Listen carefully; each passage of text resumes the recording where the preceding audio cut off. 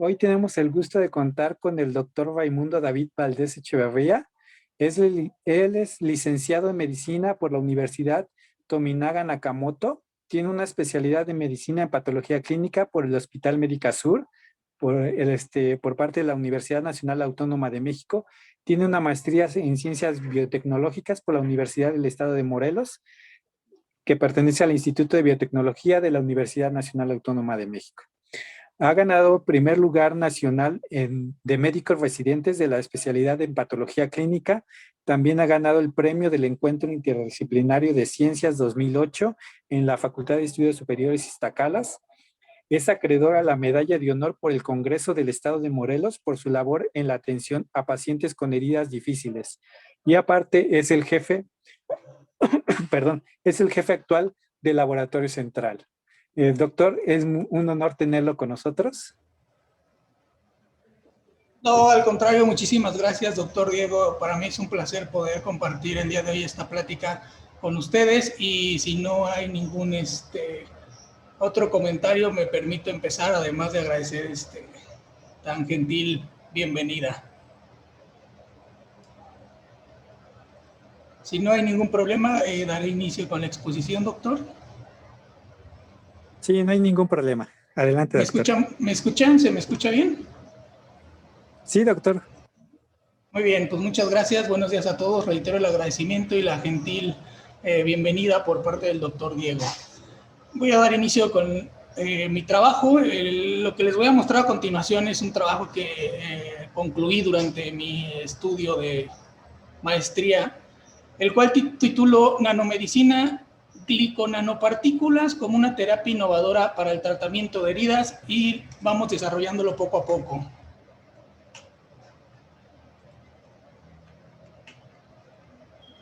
A manera de introducción, nosotros como médicos y como personal de ciencias de la salud hemos identificado una necesidad a la que nos enfrentamos hoy en día, que son las heridas, especialmente las heridas de tipo crónico. De manera muy general, las heridas pueden clasificarse en dos grandes grupos.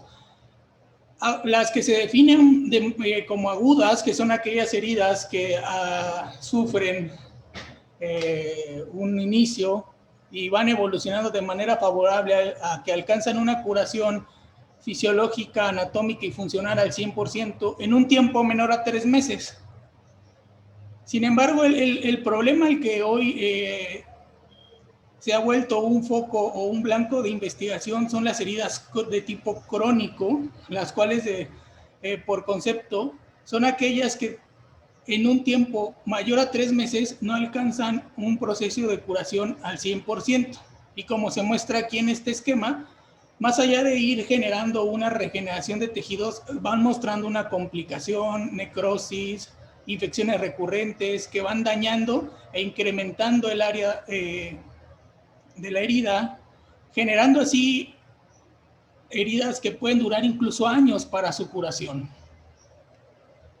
Existen pocos datos epidemiológicos al respecto. Sin embargo, se cree que el 3% de la población mundial presentará un episodio de herida de tipo crónica, en las que se pueden clasificar las lesiones por presión, úlceras del pie diabético, úlceras por insuficiencia y o venosa o arterial, que son las más frecuentes. En nuestro país existen pocos datos. Sin embargo, la encuesta en Sanud publicó que el 9.7% de los pacientes con diagnóstico de diabetes mellitus tipo 2 reportó una úlcera de pie diabético. La cicatrización es un proceso que fisiológicamente ha sido estudiado ampliamente y se tiene bien identificado las etapas por las que pasa la cicatrización. La primera es la hemostasia, que se inicia inmediatamente después de que se identifique el daño tisular, y se caracteriza por la migración de células, las plaquetas, con el objetivo de frenar la hemorragia, evitar una hemorragia exacerbada del área, generando un trombo con una agregación, lo que conocemos como la hemostasia primaria. Sin embargo, hay otro fenómeno que sucede durante esta etapa, que es la activación de las plaquetas, que liberan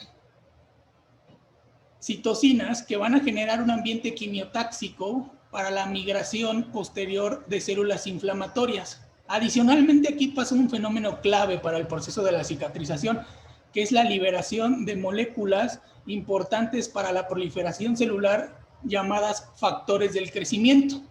Una vez que todo esto se libera, genera este ambiente quimiotáxico para la llegada de macrófagos principalmente y neutrófilos, y dar inicio a la etapa principal, la que tiene como objetivo pues limpiar de objetos extraños el área dañada y la prevención de infecciones. Una vez que concluye la etapa de inflamación, con la presencia de los factores del crecimiento, da inicio la etapa de proliferación, en la que se caracteriza una replicación constante de las células de predominio queratinocitos, y un fenómeno que se llama o se le conoce como angiogénesis, que es la migración de células de vasos no dañados hacia el lecho de la herida con el objetivo de nutrir y brindar el oxígeno para la proliferación celular, que es lo que conocemos como tejido granular, ¿no? O sea, todo ese tejido rojo que vamos a estar viendo en la evolución de la herida. Finalmente se inicia la etapa de remodelación, en la que se está mediada por fibroblastos y se caracteriza pues por la producción constante de las proteínas que van a constituir la capa más externa de la piel, la epidermis, y esa remodelación pues va a tener como consecuencia una recuperación total del área dañada. Esto es de manera muy general lo que sucede en un proceso fisiológico de cicatrización. Sin embargo, las heridas crónicas podríamos verlo un poco como una paradoja, un agujero negro, porque todavía no se tiene con claridad la certeza de qué es lo que pasa, qué es lo que evita que se lleve un proceso de cicatrización adecuado. Sin embargo, hay puntos claves que se han logrado estudiar en las últimas décadas. Pareciera que para la mayoría de las heridas crónicas se requiere un estado fisiopatológico per se del paciente. Principalmente lo que se ha identificado es la asociación a heridas crónico-degenerativas como diabetes mellitus, hipertensión arterial, insuficiencia arterial o venosa, y lesiones neurológicas severas. Esta como tal no se clasifica como una enfermedad crónico-degenerativa, sin embargo, genera que el paciente o la persona tenga periodos de tiempo muy prolongados en postración, decúbito, sentado, y esto aumenta los puntos de presión en diferentes áreas o áreas muy específicas, generando las úlceras por presión. Entonces, el antecedente de alguna de estas patologías genera las heridas crónicas. Lo que hoy se sabe cuando inicia una lesión en algún tipo de pacientes con estos factores de riesgo, se inicia la hemostasia de manera correcta, se inicia el fenómeno de cicatrización, se liberan las citocinas de predominio proinflamatorio con el objetivo de generar esta quimiotaxis para la llegada de las células inflamatorias, se liberan los factores de crecimiento. Sin embargo, hay ahí un switch que no se ha logrado comprender del todo, que genera una liberación exacerbada de estas interleucinas proinflamatorias, generando una migración en exceso de células inflamatorias, provocando un ambiente proteolítico, una inflamación exacerbada, lo cual va a generar la degradación de moléculas tan importantes para la proliferación celular como los factores del crecimiento, y va a bloquear el paso a la etapa de proliferación, y aquí es donde se queda estacionada en este estadio. La herida de tipo crónica incluso puede durar años para poder evolucionar a la etapa de curación. Es un reto al que nos enfrentamos día a día a las heridas crónicas, y las guías de tratamiento para este tipo de padecimientos pues siguen marcando lavados quirúrgicos, mecánicos, con antisépticos, retiro del tejido dañado, necrótico, es decir, una deshidratación quirúrgica. Y en estas últimas décadas se han generado terapias innovadoras con desarrollos como presión negativa, el VAC, que pues es este instrumento que lo que hace es que genera una presión dentro de la herida con el objetivo de modular el ambiente, todas las secreciones en exceso que puede tener, y al aplicar esta presión negativa, pues acercar los diferentes bordes de la herida, de la incisión, con el objetivo de unirlos. También se han desarrollado nanogeles, apósitos con nanopartículas de plata, y últimamente se han intentado llevar desarrollos de proteínas recombinantes como los factores del crecimiento para generarlos en un laboratorio y aplicarlos de manera exógena alrededor de una herida.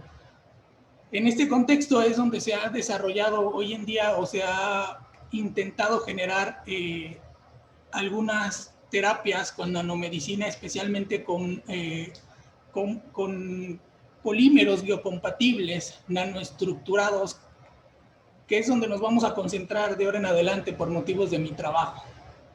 En el 2015 yo realizo una investigación para saber qué polímeros tienen características biocompatibles y podemos llevarlos a una aplicación en el área de regeneración de tejidos. Y es donde me encuentro que un grupo del Instituto Nacional de Biotecnología, dirigido por la doctora Carranza, trabaja con estos polímeros que se denominan fructanas, que no son más que la unión en cadena de diferentes monómeros, específicamente fructosa, que cuando tienen un enlace de beta-glicosílico en la cadena principal beta-2,1 se le conoce como inulina, y cuando es beta-2,6 con respecto al carbono anomérico se le conoce como levana. Ellos ya tenían el antecedente de que estas nanopartículas, estos polímeros, perdón, podían nanoestructurarse en nanopartículas, que es estas micrografías que observan ustedes en la diapositiva en la parte superior, y las levanas generando o constituyendo estas nanofibras. Nosotros decidimos trabajar con este polímero de tipo levana porque ya cuando yo ingreso a este posgrado, pues realizamos una investigación y observamos que ya había un antecedente de que las levanas tenían capacidad inmunomoduladora al activar la expresión del factor NF-κB, así como la expresión de metaloproteinasas de tipo 2 y 9 fundamentales para el proceso de cicatrización. Además, en el 2018 se reportó un efecto positivo de este polímero con respecto a la proliferación de fibroblastos y la producción de colágeno tipo 1, fenómenos ambos muy implicados en la cicatrización, y la capacidad de generar sistemas de liberación de fármacos, moléculas de interés al momento de nanoencapsularse.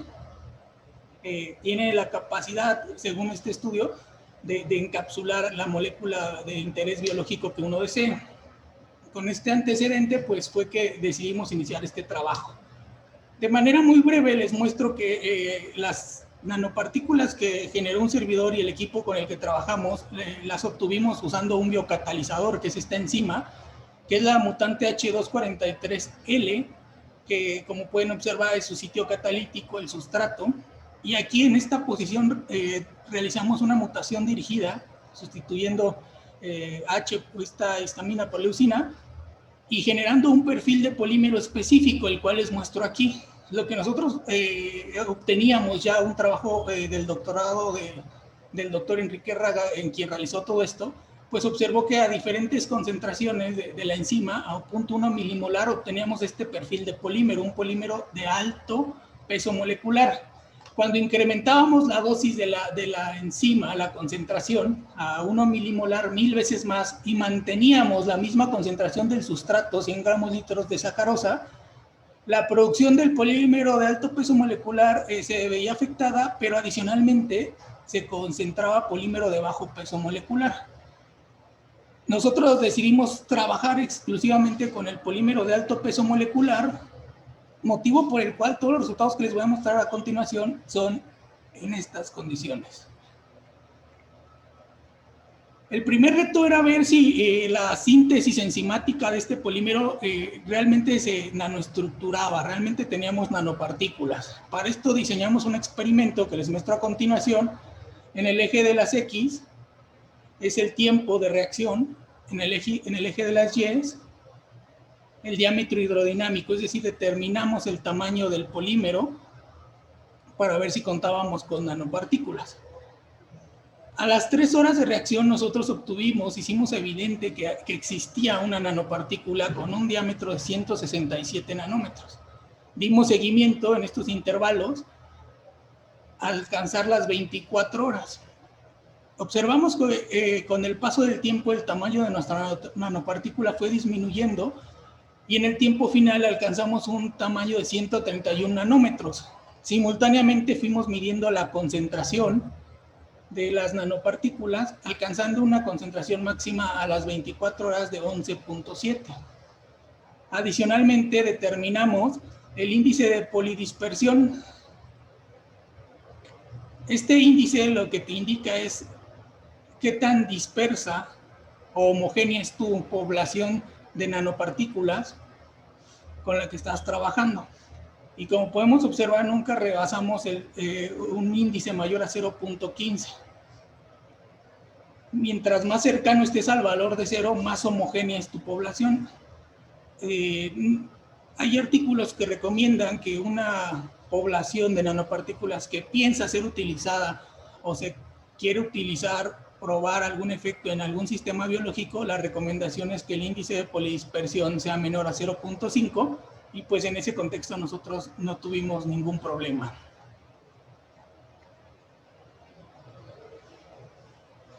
Ya el estudio con el trabajo del grupo en nuestro laboratorio teníamos ya determinado el peso molecular de este polímero, que fue de 2.400 kilodaltones. También ya se había caracterizado el porcentaje de ramificación, que fue 12.86, el grado de polimerización 13.300, y nosotros pues adicional a todo esto agregamos que este polímero tenía la capacidad de nanoestructurarse con un diámetro a las 24 horas de 131 nanómetros, un índice de polidispersión por medio de 137, y adicionalmente determinamos el potencial Z, que el potencial Z es esta carga que se encuentra con la que sobre la superficie de la nanopartícula, la cual es muy importante porque dependiendo de esta carga se puede pronosticar su comportamiento ante soluciones. Es decir, un coloide, que serían nuestras nanopartículas, va a tender a aglomerarse o a mantener su tamaño ante la solución en la que usted la decidan ir trabajando, ¿no? Entonces, de ahí es la importancia de conocer este valor. Finalmente, nosotros caracterizamos la morfología por microscopía electrónica, que es la imagen que les muestro en esta diapositiva, y pudimos observar que las nanopartículas tenían una morfología esférica con una superficie bien definida, aparentemente lisa, y de esta forma concluimos la primera parte del trabajo, que era pues hacer evidente que sí teníamos nanopartículas y contar con la mayor característica físico-química de ellas para poder llevarlas a estos experimentos en modelos biológicos y evaluar el efecto inmunomodulador, antiinflamatorio, la citotoxicidad a través de la viabilidad celular, la proliferación celular con un control celular y proliferación celular con un modelo de rasguño. Todo esto dirigido hacia lo que platicamos anteriormente, la fisiopatología de la cicatrización, especialmente en heridas de tipo crónico. Lo primero que nosotros quisimos explorar es si tenía la nanopartícula la capacidad de inmunomodular la expresión de algún factor inflamatorio. Para eso decidimos utilizar la línea celular Raw Blue, la cual son macrófagos de ratón que tienen una modificación a nivel de la transcripción con un gen reportero, el cual codifica para una fosfatasa alcalina, y de esta manera, de manera indirecta, nos permite evaluar si hubo la activación o no de nuestro marcador de interés. Nosotros cultivamos las células, las expusimos a diferentes concentraciones de las nanopartículas y a través de un método colorimétrico identificamos si había la capacidad de activar el factor NF-κB. Bueno, aquí nada más para terminar de explicarles la vía. Esta célula la expresan receptores transmembranales, los cuales pueden ser activados por estímulos exógenos, dan inicio a estas vías metabólicas, activan los promotores de NF-κB y de esta forma te permite conocer si estás teniendo un impacto en esta actividad o en esta molécula de interés, la cual está implicada ampliamente en procesos inflamatorios tanto agudos y crónicos. Los resultados se los muestro a continuación. Una vez que se cultivaron las células, las dejamos incubar 12 horas y aplicamos los estímulos. Iniciamos con una concentración de 0.20 microgramos mililitro y fuimos incrementando hasta llegar a una concentración máxima de 5 miligramos mililitro. Aquí lo interesante es que desde la concentración más baja, como fuimos incrementando, podemos observar una tendencia positiva a la activación de del factor NF-κB. Sin embargo, hasta la concentración de 5 miligramos mililitro obtuvimos una diferencia estadísticamente significativa comparado contra nuestro control. En este primer estudio pudimos comprobar que efectivamente la nanopartícula tiene un efecto inmunomodulador sobre la actividad de NF-κB. El siguiente paso fue diseñar un experimento para ver si había algún efecto antiinflamatorio. Y lo que hicimos fue que trabajamos con la misma línea celular. Una vez que se cultivaron las células, se agregó un estímulo agresor, que es el lipopolisacárido bacteriano, e inmediatamente después tratamos las células con estas diferentes concentraciones. Y los resultados, como podemos ver en la gráfica, es que empieza a haber una tendencia, un descenso, dependiente de la concentración. Es decir, a mayor concentración, mayor inhibición de la actividad de NF-κB, encontrando una diferencia significativa a la concentración de 1 y 2.5 miligramos mililitro.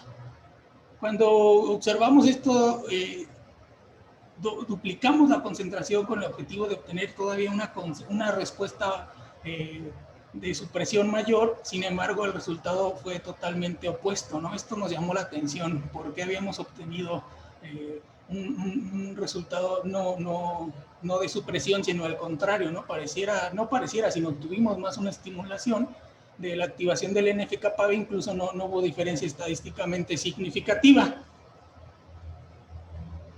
Con esto pudimos concluir que a concentraciones de 1 y 2.5 las nanopartículas mostraron un efecto antiinflamatorio. Para esto son hipótesis los que tenemos hasta ahora, continuamos trabajando en comprobarlas, pero conscientes de que el lipopolisacárido es un bacteriano, es una molécula que tiene la capacidad de estimular de manera específica el receptor TLR4, nosotros pues proponemos por ahora que la nanopartícula compite como un antagonista selectivo sobre este receptor. Otra teoría, hipótesis que estamos trabajando en comprobar, es que penetra la membrana celular y evita la fosforilación a este nivel del receptor, y de esta manera bloquea la inicialización de esta vía metabólica. Y finalmente, la más complicada de poder probar es que la nanopartícula, una vez que está en el citoplasma, entra al núcleo y bloquea la transcripción del factor NF-κB, el cual es precursor de entre estas y muchas otras moléculas del daño inflamatorio, ¿no? El siguiente paso era ver si nuestras nanopartículas no estaban generando un daño tisular, daño celular, sino estaban matando literalmente las células que estábamos utilizando para nuestros experimentos. Y en ese contexto lo que evaluamos fue la viabilidad por el método de MTT, que es totalmente igual colorimétrico, y probamos las mismas concentraciones que veníamos utilizando, las comparamos con nuestro control y vimos que realmente no había ningún daño citotóxico en ninguna de las concentraciones. Sin embargo, lo que nos llamó la atención es que a la concentración de 5 miligramos mililitro encontrábamos una diferencia estadísticamente significativa con nuestro control con respecto a la viabilidad celular.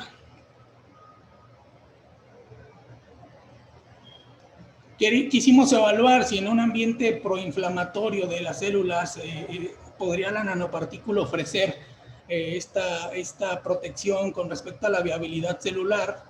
para lo cual repetimos el experimento, se sembraron las células, agregamos el estímulo agresor lipopolisacárido, inmediatamente después tratamos las células con las diferentes concentraciones y determinamos la viabilidad a través del cambio colorimétrico que podría generarse de este método, el MTT, y pudimos observar que pues, realmente no había ningún daño, tampoco una protección, porque comparado contra el control pues se mantiene, pero sí a 5 miligramos mililitro volvimos a observar que hay una diferencia estadísticamente significativa con respecto a nuestro control. Y aquí es donde ya con 2 experimentos nosotros pudimos concluir que favorece la viabilidad celular incluso ante un ambiente proteolítico, esta concentración de nanopartículas. Aquí podían estar pasando 2 cosas. La primera es que estuviéramos modificando nosotros el metabolismo mitocondrial, que es lo que evalúa MTT, y de esta forma se incrementara la determinación, y esto es lo que nos diera este resultado de mayor viabilidad contra nuestro control, o que definitivamente estuviéramos generando mayor número de células, y esto es lo que provocara esta diferencia estadísticamente significativa. Para comprobar esto, lo que hicimos fue realizar un conteo directo de células. Ya solo utilizamos 2.5 miligramos y 5, concentraciones ya muy dirigidas por todos los resultados que veníamos teniendo, y se realizó un conteo celular por microscopía óptica. Iniciamos con 150,000 células, las sometimos a una concentración de 2.5 y 5 miligramos y evaluamos 12 horas posterior a la incubación, y pudimos observar que a 5 miligramos pues prácticamente alcanzamos 2 veces más la concentración de células comparado contra nuestro control. Este mismo experimento lo repetimos pero con la agresión del lipopolisacárido a 2.5 y 5 miligramos mililitro, y observamos que persiste este efecto, aunque no se alcanzó la misma cantidad de células, pero sí hubo una diferencia estadísticamente significativa contra nuestro control. Y en este punto pudimos concluir que tenemos un efecto que favorece la proliferación celular a concentraciones de 5 miligramos mililitro de nuestras nanopartículas constituidas por levanas. Ya con todos estos resultados, pues exploramos qué sucede con otro tipo de células, y para esto evaluamos la línea celular HATCAT, que son queratinocitos humanos. Hicimos una cinética para evaluar el conteo celular a diferentes tiempos. La línea azul más tenue es el control, la cual no tuvo la presencia de nanopartículas. La línea azul del medio se fue sometida a 2.5 miligramos mililitro, y la línea azul más oscura de su gráfica del lado izquierdo fue a la que se le expuso a la concentración de 5 miligramos mililitro, y como podemos observar, a las 80 horas pues se observó una diferencia estadísticamente significativa comparado contra nuestro control con respecto al número celular. Pensando y queriendo ir un pasito más allá, pues agregamos al medio de cultivo celular una concentración de 50 milimolar de glucosa, es decir, un estado hiperglucémico, y ver de qué manera se comportaba esto, con el objetivo de pues ir pensando como una terapia, o solo generar la evidencia de qué sucede con un ambiente hiperglucémico, pensando en las úlceras o heridas del pie diabético, ¿no? Entonces, en ese sentido, repetimos el mismo experimento, utilizamos la misma concentración de nanopartículas, 2.5 y 5, pero con un ambiente hiperglucémico. Y como podemos observar en la gráfica, el fenómeno fue el mismo, favorecimos la proliferación celular, incluso aquí logramos casi llegar un poco cerca del doble de células de estos queratinocitos, con la concentración de 5 miligramos mililitro. Con esto pues pudimos concluir que las nanopartículas favorecen la proliferación de queratinocitos, incluso en un ambiente con hiperglucemia. Para reforzar todavía todos estos resultados que nosotros ya habíamos obtenido, diseñamos el siguiente experimento, que es un experimento en el que se diseña, se trabaja, se cultiva una monocapa, y una vez que se tiene totalmente homogenizada, se genera una lesión con un asa, que es la que podemos observar aquí, a manera de una herida, por llamarlo así, generando dos bordes con una incisión. Y sometimos cada uno de estos experimentos a diferentes concentraciones. Aquí, adicionalmente, volvimos a probar uno, queríamos saber qué pasaba, explorar. 2.5 y 5, que son las concentraciones que ya veníamos utilizando, y a las 48 horas evaluamos el porcentaje de cierre de ambos bordes, ¿no? El acercamiento entre cada borde que se había generado por la incisión, y pudimos observar cómo disminuyó de manera estadísticamente significativa, principalmente en la concentración de 1 miligramo mililitro. Sin embargo, aquí todavía no nos queda muy claro si este fenómeno era por proliferación celular o migración, motivo por el cual agregamos ARC, que es un fármaco que bloquea el ciclo celular, y evaluamos cuánto disminuía la distancia de ambos bordes en la presencia de ARC. Y como podemos observar, realmente no hubo ningún cambio significativo con respecto al control, lo que refuerza el resultado de que este cierre, esta disminución entre el espacio de ambos bordes es debido a una proliferación celular y no a un efecto de migración. Y bueno, aquí se puede solo apreciar de manera gráfica las diferencias estadísticamente significativas ante ausencia de ARC. Y como les platicaba y observábamos en la diapositiva anterior, ante presencia de ARC, pues no hubo ninguna diferencia estadísticamente significativa, reforzando que el cierre de estos bordes es por proliferación y no migración celular. Finalmente, en una segunda parte del estudio, lo que intentamos fue desarrollar sistemas de liberación de fármacos, es decir, encapsular en las nanopartículas alguna molécula de interés con el objetivo, pues, de generar una protección a moléculas biológicamente activas con liberación prolongada, o sea, que se esté liberando constantemente, y mejorar de esta manera la farmacocinética del metabolito de interés. Ya se contaba con el antecedente, ya se tiene, como se lo mostré al inicio, y la gráfica que genera este artículo, en la que con nanopartículas de levana, en esta concentración, se intentó, o mejor dicho, se encapsuló la albúmina de suero bovino, y adicionalmente esto se evaluó su liberación, y como pueden ver en la gráfica, pues se logró generar un sistema de fármaco, un sistema de liberación prolongado, incluso hasta 100 días, ¿no? Como se puede observar aquí.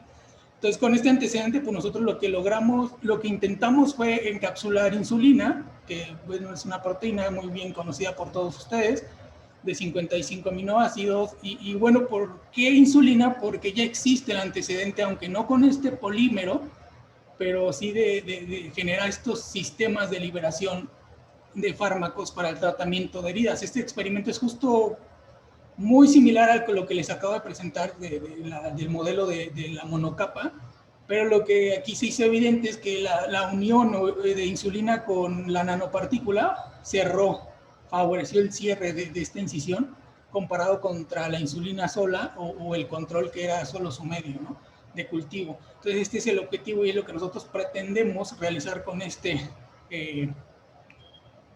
modelo.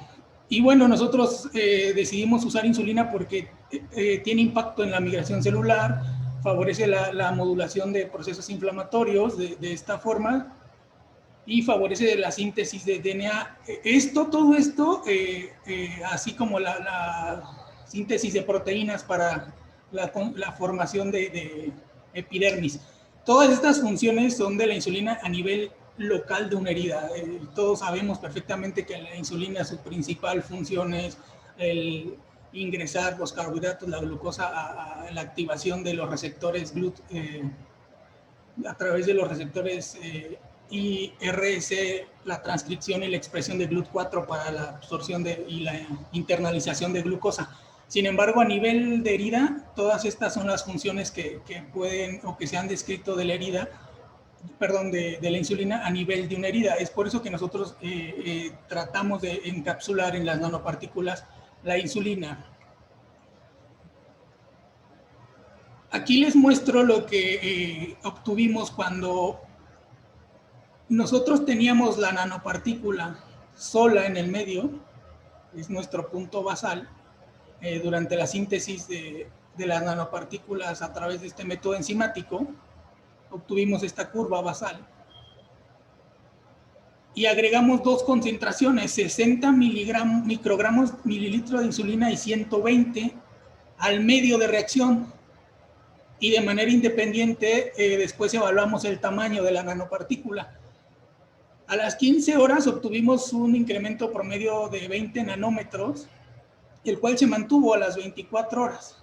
Esta diferencia de tamaño, pues, es sugestivo de que la nanopartícula incrementó debido a que en el medio se encontraba la insulina y pues fue encapsulada por atrapamiento.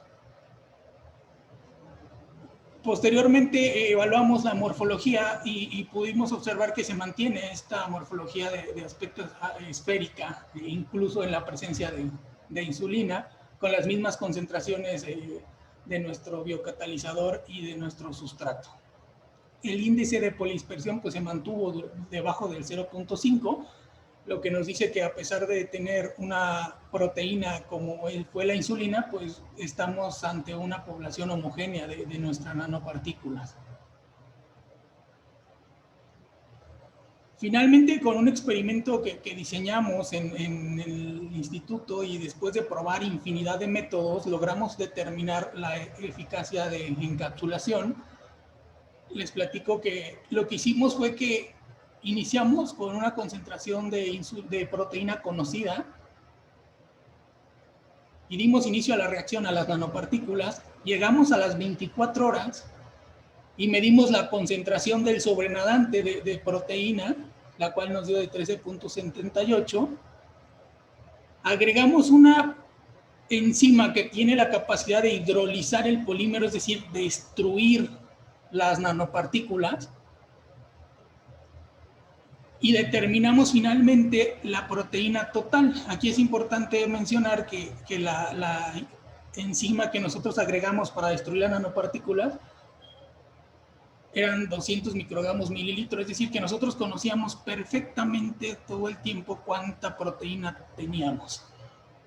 Y de esta forma fue que nos permitió determinar esta eficacia de encapsulamiento. Es decir, nosotros tuvimos 13.78 en el medio. Si lo restamos a la proteína con la que iniciamos, nos dan 22 miligramos mililitro, que es esta proteína que está interactuando con el polímero y no pudo ser identificada por el método de Bradford. La dividimos entre la proteína inicial conocida y obtuvimos un 61%.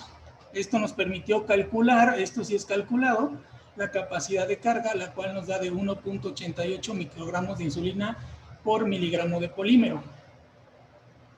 Actualmente no existe ningún reporte en el que se haya intentado encapsular insulina en levana. Sin embargo, existen estos reportes que utilizaron levana con el objetivo de encapsular la albúmina bovina, que obtuvieron una eficacia del 49 al 61. Utilizando levanas, intentaron encapsular ICG, que es un fluoróforo para estudios de imagen, y se obtuvo una eficacia de encapsulamiento del 12%. Y encapsulando insulina, utilizando este polímero, se obtuvo una eficacia de encapsulamiento de 69 a 71%. Realmente estamos nosotros en el promedio, aunque siendo sinceros no son comparables en cuanto al polímero, es diferente, y también a la concentración de insulina. Sin embargo, estamos en el promedio que se ha reportado por estas investigaciones. Les muestro la insulina y el polímero ya producidos y purificados totalmente por un método que hemos desarrollado en el laboratorio, y estamos listos para empezarlo a utilizar en modelos murinos.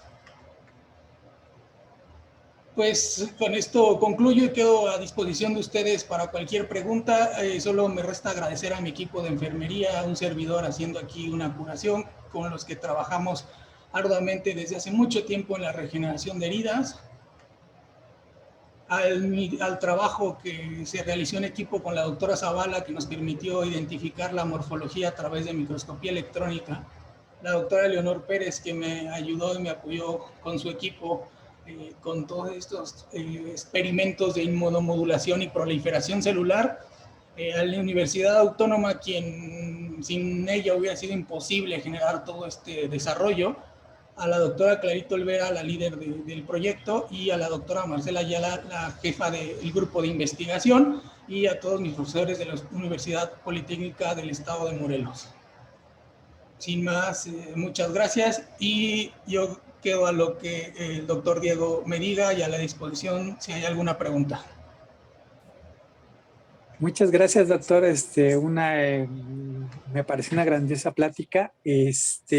No sé si tengan algunas preguntas. Vamos a esperar a ver si hay alguna pregunta. Bueno, mientras está alguna pregunta, yo sí tengo una. ¿Las nanopartículas entonces sí pueden servir para el tratamiento de heridas en pacientes con diabetes? Pues hacia allá vamos, doctor. Realmente ahorita yo con todo lo que te muestro pareciera que sí, ¿no? Sin embargo, son ambientes muy controlados donde ahorita las hemos probado y habría que llevarlas a ese gran reto que es un estado verdadero de una herida, por ejemplo, ¿no? Donde se van a encontrar con una serie de factores que pudieran mermar todo lo que ahorita hemos, o sea, que tenga la capacidad de estar ahí colocada esta nanopartícula en el ambiente proteolítico, que proteja una molécula que pueda fungir como un factor de crecimiento y que la esté liberando de manera continua, es lo que nosotros realmente al final queremos desarrollar, ¿no? Entonces es por eso que les muestro esta segunda parte donde intentamos generar estos sistemas de liberación con el objetivo, como bien dices, doctor, de en pacientes tan complicados como diabetes, poder modular el ambiente en el que está la herida, poder favorecer la proliferación y adicionalmente poder liberar una sustancia de interés biológico que favorezca lo que estemos buscando, ¿no? En este caso, la cicatrización de una herida. Ok, otra pregunta.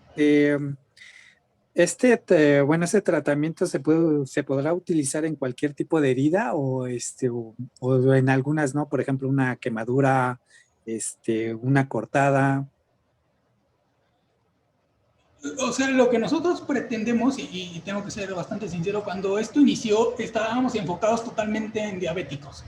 Y así inició el proyecto. Sin embargo, conforme fuimos obteniendo estos resultados de que la nanopartícula tenía la capacidad de favorecer, pues hoy en día hemos diversificado muchísimo el campo de aplicación, ¿no? Entonces, esta capacidad, por ejemplo, que tienen, de modular, que les mostraba en este artículo, de modular las metaloproteinasas, fue en un modelo de heridas, Murino, pero de quemaduras, no de diabetes ni heridas crónicas. Entonces, con todo esto que logramos investigar y los antecedentes que tenemos, hoy en día lo estamos pensando para cualquier herida, y sea crónica, sea aguda, pero en realidad pareciera que este desarrollo nos va a permitir en un tiempo con todas las consideraciones de la ley, bioéticas, etcétera, etcétera, pensar en un tratamiento para cualquier herida. Ok, pues, bueno, creo que ya no hay más preguntas. Entonces, nada más agradecerle al doctor que su participación y que haya aceptado nuestra invitación como ponente en estas pláticas. También en el transcurso de esta semana le haremos llegar una constancia y un pequeño presente, doctor. Entonces, también quisiera agradecer a todos los que se conectaron. De hecho, puedo decir que rompimos un récord en conexión. Tenemos 59 equipos conectados, pero aparte, como sabrán, algunas computadoras están varios socios ahí viendo la presentación. Entonces yo creo que obtuvimos una buena audiencia. Bueno, doctor, muchas gracias, y a todos nuestros asistentes igualmente muchas gracias, y nos vemos en nuestra siguiente sesión. Agradezco a todos, muchísimas gracias, doctor Diego, reitero el agradecimiento por la invitación y yo estoy a sus órdenes. Muchas gracias, doctor.